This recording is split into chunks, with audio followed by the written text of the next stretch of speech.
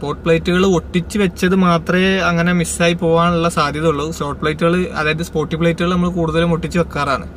അപ്പോൾ അത് പോയിട്ടുണ്ടെങ്കിൽ അതിന് 500 dirhams വരും. അതിന് വേറെ ഫൈനുകളോ അല്ലെങ്കിൽ ലോസ്റ്റ് ആയതിന് വേറെ ചാർജുകളോ ഒന്നുമില്ല. പക്ഷെ പ്ലേറ്റ് ഇല്ലാണ്ട് ഓടിക്കഴിഞ്ഞാൽ നിങ്ങൾക്ക് ഫൈൻ കിട്ടാനും പ്രശ്നങ്ങൾ ഉണ്ടാവാനും സാധ്യതയുണ്ട്. അതേപോലെ ഇന്നിപ്പം അബുദാബിയിൽ സലാമയിലാണ് ഓപ്പൺ ചെയ്തിട്ടുള്ളത്. ചെറിയ ഓഫീസുകളൊക്കെ ഓഫാണ്. അതുകൊണ്ട് മാറ്റാനുള്ളവർ അതിനടുത്തുള്ളവർക്ക് പോയി പെട്ടെന്ന് മാറ്റാം. അബുദാബിയിൽ ഇദാര, സലാമ ഓപ്പൺ ആണ്. അതേപോലെ അല്ലൈനിൽ മനാസിർ ഓപ്പൺ ആണ്. അൽദഫ്ര, വെസ്റ്റേൺ റീജിയൻ, സംഹ അങ്ങനെ ചെറിയ ബ്രാഞ്ചുകളൊക്കെ ഇന്നത്തേക്ക് ക്ലോസ് ആണ്. ഡേറ്റ് വരുന്നത് 17-ാം തീയതി. അപ്പം ബാക്കിയുള്ള ദിവസങ്ങൾ വരുന്ന സമയത്ത് ഒരെണ്ണം പോയാൽ ഓൺലൈനിൽ അപ്ലൈ ചെയ്തിട്ട് അതിൻ്റെ കാശ് അടച്ച ഡോക്യുമെൻ്റ് ആയിട്ട് ഏത് ഫാക്ടറി പോയാലും പ്ലേറ്റ് കിട്ടും.